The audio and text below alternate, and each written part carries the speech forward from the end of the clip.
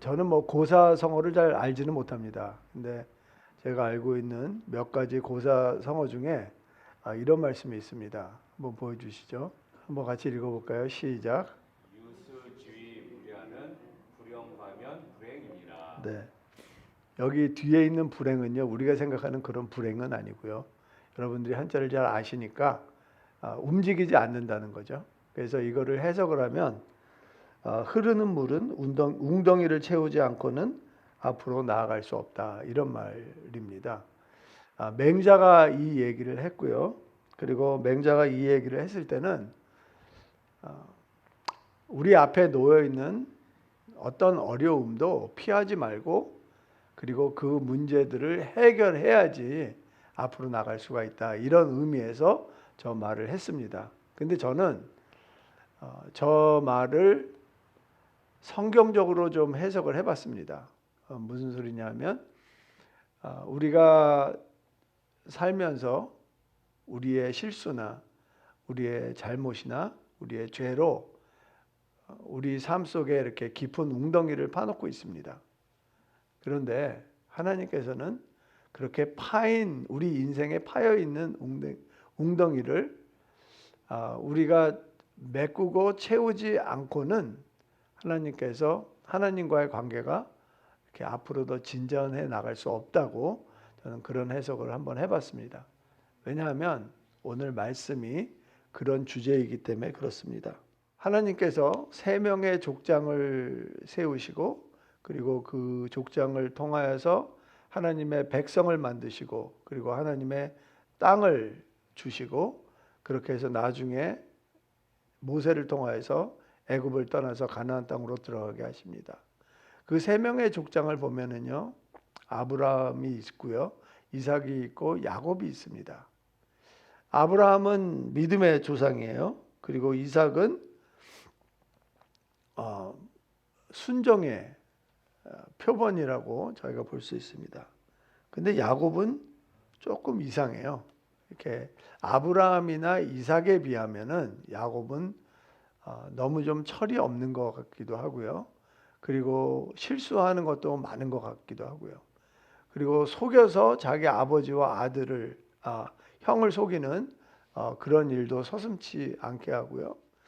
근데 야곱의 그런 삶을 보잖아요. 야곱이 자기 입으로 그렇게 얘기를 해요. 자기 할아버지보다 자기 아버지보다 내가 더 짧은 삶을 살지만 내 삶이 너무 험악하다고 이렇게 얘기를 해요.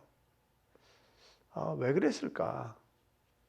그리고 하나님이 베델에서 야곱을 찾아오셨을 때 아브라함하고 이삭에게 하나님이 찾아가시거든요.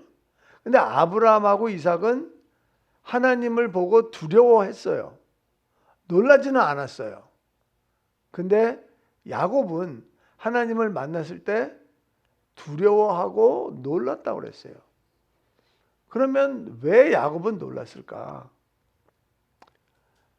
아마도 야곱이 아버지와 형을 속이고 하란으로 도망가는 도중에 베델이라는 곳에서 하나님을 처음 만납니다. 그때 야곱의 생각이 어땠을까요? 아마 복잡했을 거예요.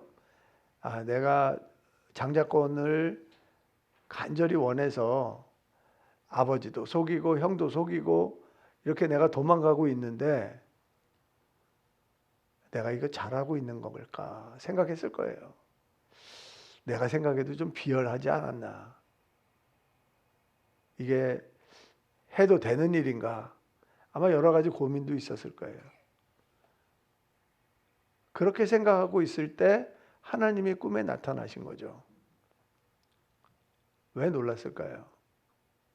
나 같은 인간, 나같이 비열할 인간, 나같이 소금 쓰는 인간, 나같이 내 방법으로 하는 인간한테도 하나님께서는 나타나 주시고 나를 위로해 주시고 나한테 약속을 주시는구나. 그때 감격해서 놀라지 않았나 이런 생각을 한번 해봤습니다.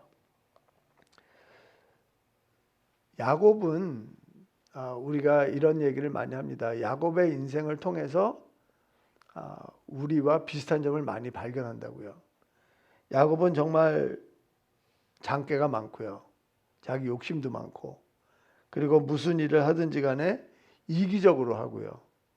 그리고 수단과 방법을 가리지 않고 자기가 원하는 것을 얻으려고 하는 모습은 정말 우리들이랑 많이 비슷한 것 같습니다.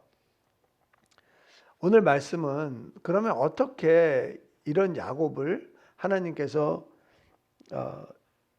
인격의 시험을 통하여서, 그리고 성격의 변화를 통하여서 하나님이 쓰시고자 하는 합당한 족장으로 세워 주셨다는 거죠.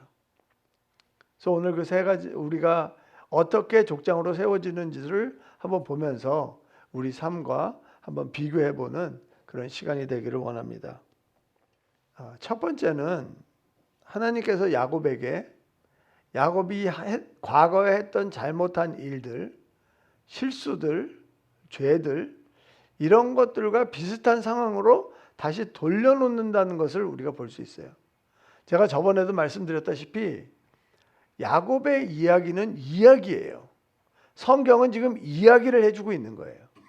그 이야기 속에는 야곱이 무슨 일을 하든지 이거는 야곱이 잘못한 겁니다.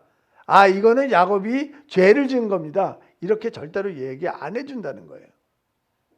그런데 야곱이 하는 일들을 통하여서 독자들이 그런 것들을 스스로 판단하게 만들어준다는 거죠. 야곱이 이랬던 게 이게 잘한 게 아니었구나. 야곱이 이렇게 했던 게 실수한 거구나. 죄구나. 이런 것들을 알게 만들어주는 게 바로 이야기라는 것입니다. 오늘 말씀을 보면은요, 야곱이 이제 20년 동안 라반 집에서 살다가 이제 라반을 피해서 도주하는 중에 나중에 라반이 그거를 알게 되고 라반이 이제 야곱을 찾아온 그 과정입니다. 근데 야곱이 라반한테 이렇게 이야기합니다. 외삼촌이 저한테 10번이나 품삯을 속이고 나를 괴롭혔습니다. 이렇게 이야기하는 거예요. 여러분, 10번을 품삯을 속였다는 것은요, 딱 10번을 했다는 게 아닌 거 여러분 아시죠? 10번을 속였다는 것은요, 계속해서 속였다는 거예요. 자기한테 조금만 불리하면 또 속이고, 조금만 불리하면 또 변경시키고, 이런 일을 계속했다는 것을 이야기하고 있어요. 그런데 야곱이 라반한테 그 이상 얘기를 못하는 거예요. 한번 왠지 보도록 하겠습니다. 야곱이 자기 아버지의 약점을 사용해서 자기가 원하는 것을 얻었어요. 이삭의 약점이 뭐죠? 눈이 잘 안 보이는 거였어요. 그래서 자기가 마치 형 에서인 양 자기 아버지를 속였죠. 근데 라반은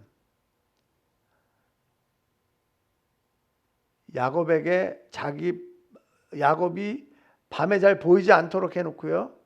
그리고 동생을 주지 않고 형을 줘서 결혼을 하게 만들었다는 거예요. 그때 야곱이 아침에 일어나갖고 외삼촌한테 이렇게 얘기합니다. 외삼촌 어떻게 저한테 이런 일을 할 수 있어요? 그런데 그 소리침이 바로 이삭과 에서가 소리쳤던 거랑 똑같았는 거예요. 물론 성경은 이야기하고 있지 않아요. 하지만 야곱이 그 일을 당했을 때 이건 내가 했던 거랑 똑같은 건데 이런 생각 안 했을까요? 그리고 라반이 10번이나 품삯을 변경했을 때 야곱이 더 이상 말을 할 수 없었던 게 뭐냐면 자기가 아버지의 약점을 가지고 자기가 원하는 걸 얻었던 것처럼 라반이 자기가 도망자라는 신세를 이용해서 자기의 품삯을 뺏어가고 있었다는 거예요. 야곱도 라반한테 막 함부로 할 수가 없었다는 거죠. 또 하나는 야곱이 요셉이라는 12명의 아들 중에서 요셉이라는 아들을 제일 많이 사랑했습니다.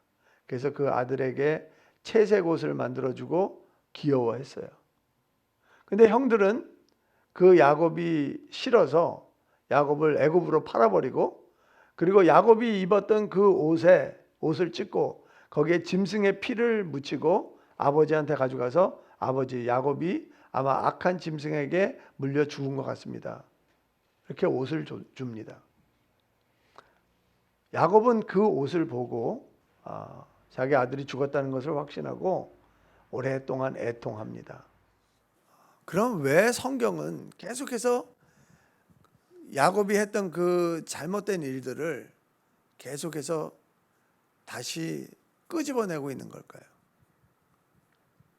하나님께서는요, 우리가 했던 그 잘못, 우리가 했던 그 죄악, 우리가 했던 그 실수, 이런 것들을 통해서 우리가 만약에 어떤 사람들을 고통스럽게 하고 어떤 사람들에게 아픔을 주었다면 하나님께서는 우리도 똑같이 그런 일들을 당하기를 원하시는 거예요. 왜? 죄값을 위해서 그러는 것이 아니고 우리가 다른 사람의 고통과 아픔을 공유할 때 우리는 더 성숙한 사람이 되기 때문에 그렇습니다.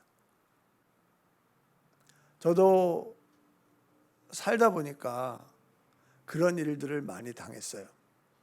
특히 제가 학생들을 상대하다 보니까 어떤 아이들이 꼭 이렇게 수련회를 가면 담배 피고 이렇게 술 먹고 그러는 아이들이 있었어요.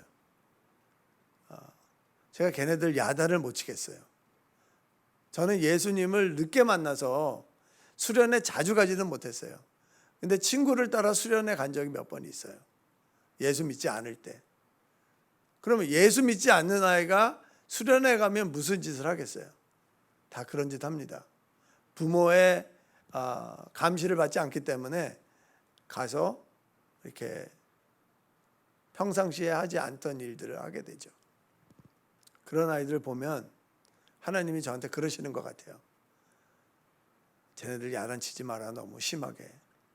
너는 더 심했다. 쟤네들 맥주 마시지만 넌 더 독한 술 먹었잖니. 그러시는 것 같았어요. 우리가 기억해야 될 게 있어요. 뭐냐면 우리가 아픔을 당하지 않고 우리가 고통을 당하지 않으면 사람들이 고통과 아픔을 당할 때 우리는 그런 것들에 대해서 이해하지 못한다는 거죠. 그리고 하나님께서는 우리가 회개하기를 원하시면서도 그 회개를 통하여서 그냥 머물러 있는 것이 아니라 더 한층 성숙해지고 성장하기를 원하신다는 것을 우리에게 말씀하고 계십니다. 물론 그런 일을 당했을 때 야곱이 회개를 하거나 야곱의 생각을 이야기해서 나타내지는 않았어요. 그런데 사사기 1장에 보면 이런 말씀이 있습니다. 여호수아가 죽은 후에 유다 지파와 시므온 지파가 자기에게 분배됐던 그 땅에 아직도 가나안 족속들이 살고 있기 때문에 그 족속들을 내보내야 됐어요. 그래서 전쟁을 합니다. 그래서 전쟁 과정에 그 가나안의 왕 아도니 벳삭이라는 사람을 잡아요. 그래서 그 사람의 엄지손가락과 엄지발가락을 절단을 합니다. 엄지손가락을 잘랐다는 소리는요, 더 이상 칼을 줄 수 없게 만든다는 거고요. 엄지발가락을 잘랐다는 것은 더 이상 빨리 움직이지 못하게 하려고 그렇게 한 거예요. 그런데 아도니 벳삭이 그 일을 당하면서 고백하는 게 있습니다. 사사기 1장 7절을 한번 보시죠. 제가 읽어드리겠습니다. 아도니 벳삭이 이르되 옛적에 70명의 왕들이 그들의 엄지손가락과 엄지발가락이 잘리고 내상 아래에서 먹을 것을 줍더니 하나님이 내가 행한 대로 내게 갚으심이로다 하니라. 무리가 그를 끌고 예루살렘에 이르렀더니 그가 거기서 죽었더라. 하나님께서는 하나님 귀에 들리는 대로 행하시고요. 하나님께서는 우리가 행한 대로 갚아주신다고 이야기를 해요. 이 일을 물론 우리의 죄값으로 생각할 수도 있지만 저는 그렇게 안 하신다고 생각을 해요. 왜냐하면 벌써 우리는 예수 그리스도의 보혈의 피로 용서를 받았기 때문에 그렇습니다. 그럼에도 불구하고 우리가 저질렀던 일에 대해서 회개해야 되는 것은 하나님과 나 사이에 어느 것도 끼어 있을 수가 없기 때문에 그래요. 그리고 하나님께서는 그 사이에 끼어 있는 아주 작은 것이라도 다 끄집어내서 완전한 관계를 갖는 게 하나님의 꿈이세요. 그래서 우리를 불러주시고, 그래서 우리를 이끌어주시고, 그래서 우리를 깨끗하게 해주시는 거예요. 그런 의미에서 하나님은 우리를 깨우치게 하시는 거지, 너 옛날에 이렇게 했지, 그래서 내가 너 그대로 갚아준다. 저는 하나님이 그렇게 마음 좁은 하나님은 아니라고 생각을 합니다. 예수님도 이렇게 얘기하세요. 7장 3절에 보니까 어찌하여 형제의 눈 속에 있는 티는 보고 내 눈 속에 있는 들보는 깨닫지 못하느냐. 네 눈이 밝아져야지, 네 눈이 깨끗해져야지 다른 사람을 판단할 수 있지. 어떻게 너는 어두운 상태에서 그렇게 다른 사람들을 판단할 수 있고 용서해 줄 수 있냐, 이런 얘기를 하시는 거죠.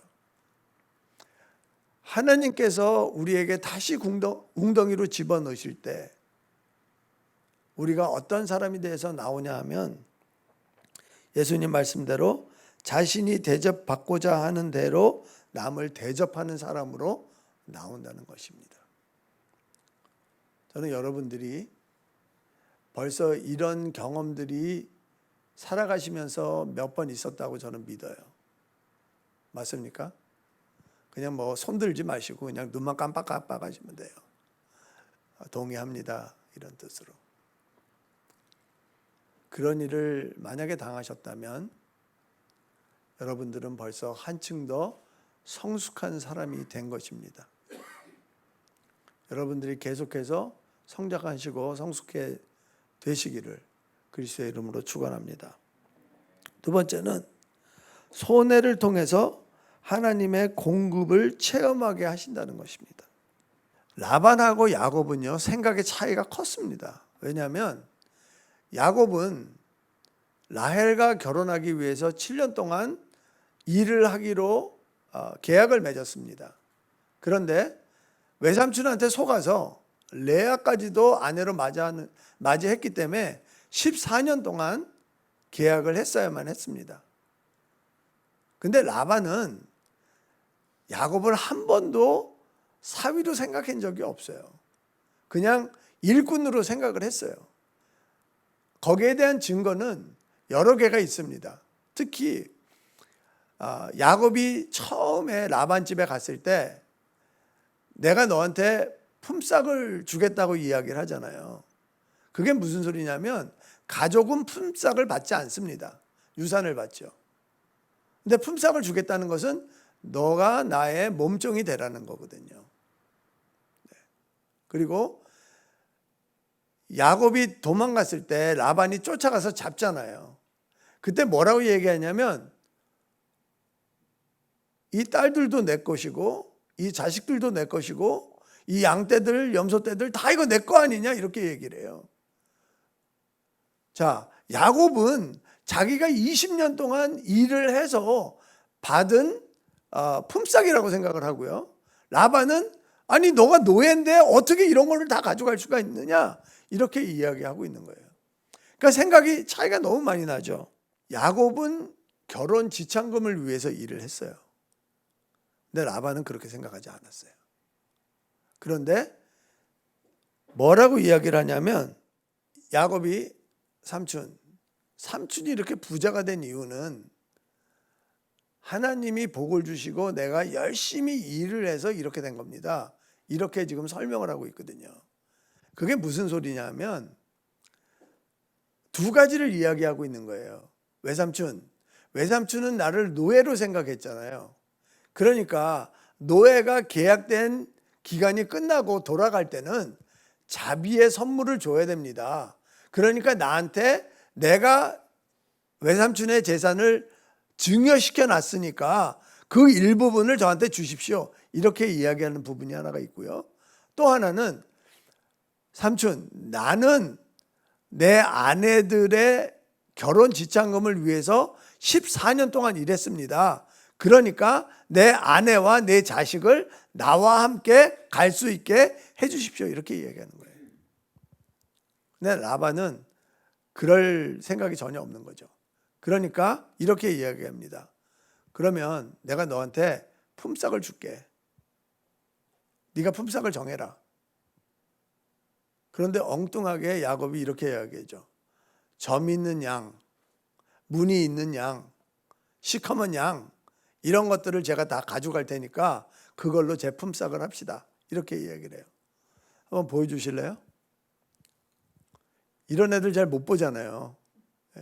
사실 우리는 흰색 양도 잘 못 봐요. 근데 이런 양들이 태어나는 게요, 상당히 확률이 낮아요. 그리고 라반이 품삯을 정한 다음에 무슨 짓을 했는지 아세요? 자기 양떼와 염소떼 무리가 있잖아요. 거기에서 이렇게 생긴 애들은 다 뽑아냈어요. 그리고 그 뽑아낸 것들을 자기 아들한테 맡기고요. 자기 아들들한테 사흘 동안 떨어져 있는 곳에 가 있으라 그런 거예요. 왜? 야곱이 치는 양떼하고 이렇게 생긴 양떼들하고 교배를 할 수 없도록 그렇게 만들어 놓은 거예요. 자, 이런 양떼들이 10% 정도 태어난다 그러면 야곱은 한 10% 정도 얻어갈 수 있었던 거예요. 그렇죠? 그런데 이런 양들을 다 뺐기 때문에 지금은 10%가 아니라 1%도 아닌 0%가 돼버린 거예요. 그런데 하나님이 야곱을 어떻게 하셨는지 아세요? 30장 43절에 보니까 이런 말씀이 있어요. 이에 그 사람은 야곱이에요. 이에 그 사람이 매우 번창하여 양떼와 노비와 낙타와 나귀가 많았더라. 어떻게 이런 일이 일어날 수 있을까요? 자기가 꿈에 보니까 순양이 있는데 순양들이 전부 다 점 있고 무늬 있고 아롱지고 검은 양들이, 염소들이 그렇게 교배를 하는 꿈을 꿨다는 거죠. 그래서 자기가 손해보는 줄 알면서도 하나님을 믿고 그렇게 계약을 맺었다고 아내들한테 이야기를 합니다. 여러분, 우리가 손해보는 거 있잖아요. 그게 무슨 행동인지 아세요? 그게 믿음의 행동이라는 거예요. 우리는 손해 안 보려고 아둥바둥 거리고 살잖아요. 손해보면 큰일 나잖아요. 나한테 큰 손실을 가져다 주잖아요. 맞아요. 그런데 하나님께서는 그거를 믿음으로 보신다는 거예요. 어떻게 해요? 고린도후서 8장 3절에 보니까 이런 말씀이 있어요. 그 헌금의 연보에 대한 이야기거든요. 근데 너희들의 형편대로 연보를 하라 그러세요. 그런데 그 다음 말씀이 조금 특이해요. 그런데 너희 힘에 지나치도록 연보를 하라는 거예요. 아니, 형편대로 하라 그럴 때는 언제고 또 힘에 지나치도록 연보를 하라는 건 뭔가? 자, 내 형편에 맞게 헌금을 하잖아요. 연보를 하잖아요. 그러면 우리가 별로 걱정할 게 없어요. 그런데 내 힘에 지나치도록 하잖아요. 그러면 나한테 손실이 생겨요. 그리고 그 손실은요, 어떻게 해서든지 메꿔야지 내가 생활이 되는 거예요. 그런데 그거를 하나님께서는 믿음으로 보시고 그거를 채워주시겠다는 거예요. 야곱은 하나님을 믿었고요. 그리고 자기가 손해나는 줄 알면서 계약을 그렇게 맺었어요. 그런데 6년 뒤에 야곱이 가지고 있었던 재산이 엄청나게 불어났다는 거예요. 아까 그렇게 생긴 애들 있잖아요. 그런 애들로 꽉 차게 불어났다는 거예요. 야곱은 뭘 생각했을까요? 아, 내가 손해를 볼 때 하나님께서 나한테 공급하시는구나 깨닫게 되는 거예요. 야곱이 제일 두려워했던 게 뭐예요? 가질 게 없을까 봐 두려워했어요. 우리도 마찬가지예요. 우리는 물질 세상에 살고 있고요. 물질이 없으면 살아갈 수 없어요. 그거 부인하지 않아요, 성경이. 하나님이 그거 부인하지 않아요. 그런데 우리가 손해보고 우리가 손실을 볼 때 하나님께서는 공급하신다는 거예요. 왜? 공급하시는 하나님을 깨달아야지 우리가 물질에 대해서 더 이상 두려움이 없어요. 아멘. 사실 우리가 두려워하는 게 뭐예요? 아, 내가 이거 좀 모자르면 어떻게 살지? 내가 충분하지 않은데 이거 불안해서 어떻게 살지? 이게 우리들 마음 아니에요. 그런데 하나님께서는 괜찮아, 내가 그거 공급해 줄게. 근데 공급하시는 하나님을 만나잖아요. 더 이상 손해가 와도, 더 이상 핍절이 와도, 결핍이 와도 두려워하지 않는다는 거예요. 왜? 하나님께서 채워주시니까. 다윗이 23절에 시편 23절에 3편에서 이렇게 이야기를 해요. 여호와는 나의 목자시니 내게 부족함이 없으리로다. 다윗이 부족한 게 얼마나 많았어요. 노상 도망 다니고. 그런데요, 자기는 어디 있을 자리도 없어서 맨날 동굴에서 살면서 자기는 기름까지 다 받았어요. 기름 부음을 받았어요. 자기가 왕이 되는 거 다 알고 있어요. 근데 사울을 만났는데 사울을 죽일 수 있는 기회가 있지만 죽이지 않아요. 손해보는 거예요, 자기가. 빨리 왕이 될 수 있었는데 그거 포기한 거예요. 사울이 자꾸만 자기를 죽이려고 그러니까 블레셋한테 가요. 블레셋 족속들한테. 그래서 거기에서 그냥 미친 짓을 하면서 거기서 살아남는 거예요. 손해보는 거예요. 그때 다윗의 마음이 어땠겠어요? 4절이 그런 말씀 아니에요? 내가 사망의 음침한 골짜기를 다닐지라도 해를 두려워하지 않을 것은 주께서 나와 함께 하심이라. 내가 그렇게 힘든 과정을 지나가는데 주께서 지팡이와 막대기로 나를 안위하시는도다. 내가 너무나 부족해요. 내가 너무나 필요해요. 내가 너무나 없어요. 그런데 그 모든 것들을 하나님께서 하나님의 양팔로 보호해 주시고 안위해 주시고 인도해 주신다는 거예요. 5절. 주께서 내 원수의 목전에서 내게 상을 차려 주시고. 하나님이 안위를 하시는데 어떻게 하세요? 상을 차려 주시는 거예요. 내 원수의 목전에서 내 원수한테 봐라, 네가 나를 그렇게 괴롭히고 네가 나를 그렇게 핍박하고 나를 압박하지만 내 앞에 차려 있는 거를 봐라. 이게 하나님의 은혜다. 지금 이야기하고 있는 거예요. 손해보면 싫죠. 누가 좋아하겠어요? 손해보면 두렵죠. 하지만 그 손해보다 크신 하나님 보시기 바랍니다. 공급하시는 하나님 만나시기 바랍니다. 제가 여러분들한테 헌금 많이 하라고 그러는 거 아닌 거 아시죠? 네. 저는 여러분들의 헌금이 귀하다고 생각해요. 그렇지만 여러분들 마음속에 내가 헌금함으로써 내가 손해본다는 생각은 안 했으면 좋겠어요. 왜냐하면 하나님께서 다 채워주시기 때문에 그래요. 세 번째는 기다림을 통해 일하시는 하나님을 만나게 된다는 거예요.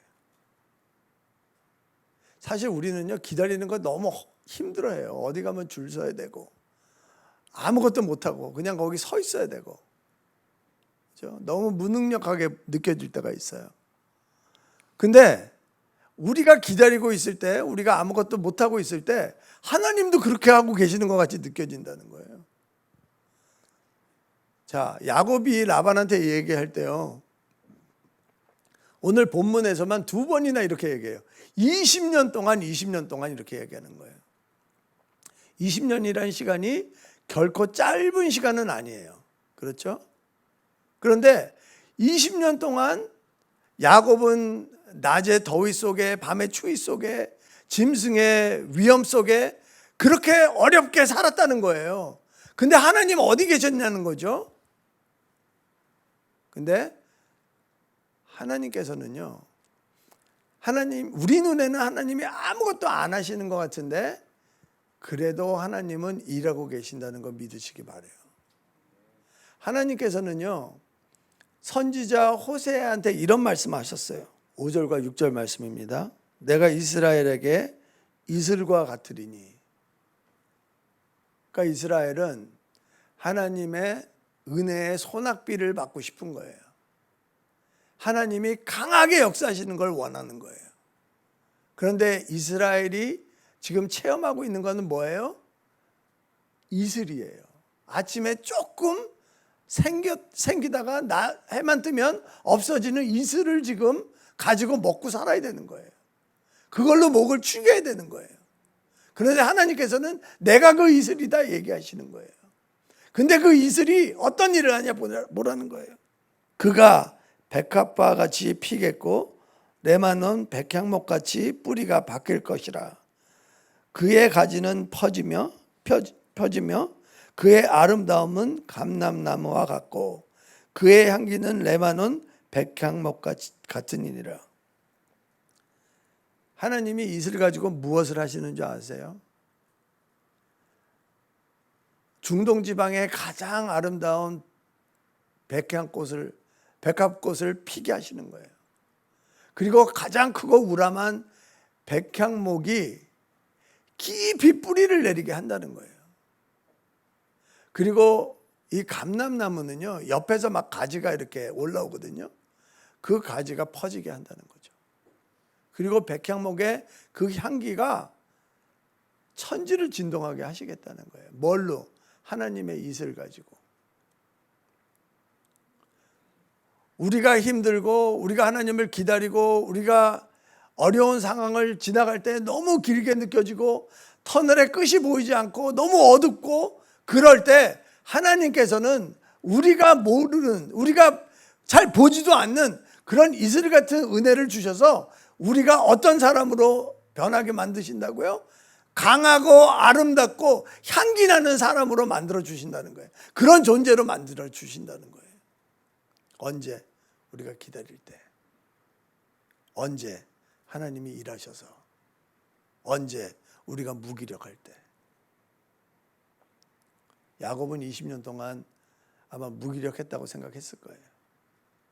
그렇지만 하나님께서 부어주시는 그 은혜가 뭐 엄청난 소낙비 같지는 않았지만 그 이슬처럼 잔잔하게 내렸다가 없어지는 그런 은혜를 체험했을 거예요. 그리고 라반한테 잡혔을 때 야곱이 이렇게 이야기를 해요.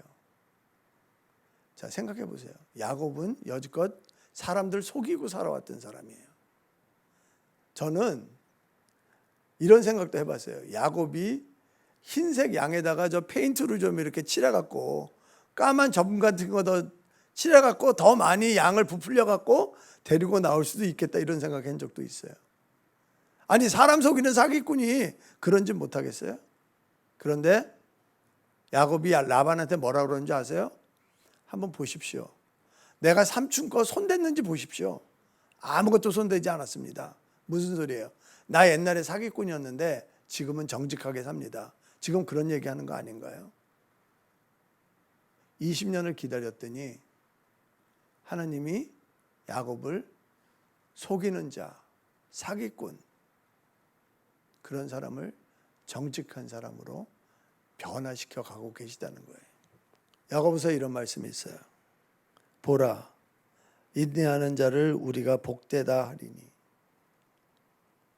하나님을 기다리는 자, 하나님을 인내하는 자, 어려움 속에서 견디는 자 복되다는 거예요. 하나님의 은혜가 있다는 거예요. 하나님이 함께 하신다는 거예요. 말씀을 맺도록 하겠습니다. 하나님은 아브라함이 우상 숭배자였지만 하나님을 예배하는 사람으로 만드셨어요. 그리고 자기의 하나밖에 없는 아들까지도 믿음으로 드릴 수 있는 사람으로 만드셨어요. 이삭은 순종적인 사람이었어요. 그렇지만 에서를 사랑했고요. 에서한테 장자권을 넘겨주기를 원했어요. 그렇지만 마지막에 가서는 하나님이 뜻이 장자권이 야곱에게 주어져야 된다는 것을 깨닫고 자기 것들을 다 내려놓고 야곱에게 장자권의 축복을 해줘요. 그래서 순종의 표본이 되는 거예요. 야곱은요, 하나님께서 변화시키시고 성장시키시고 정결하게 하셔서 하나님을 진심으로 예배드리는 제사드리는 그런 족장으로 세워가시는 거예요.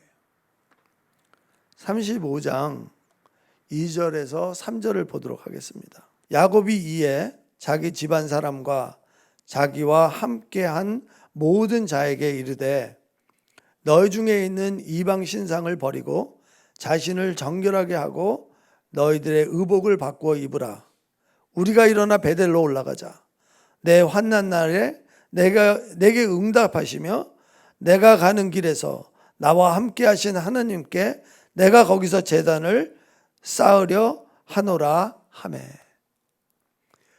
야곱은 그때까지 하나님의 은혜를 그렇게 받으면서도요, 우상들과 같이 살았어요. 그리고 자기 주위에 있는 가족이나 그리고 자기가 데리고 있는 종들이 그 우상 숭배를 하는 거에 대해서 별로 신경 쓰지 않았어요. 그런데 변화가 일어나는 거예요.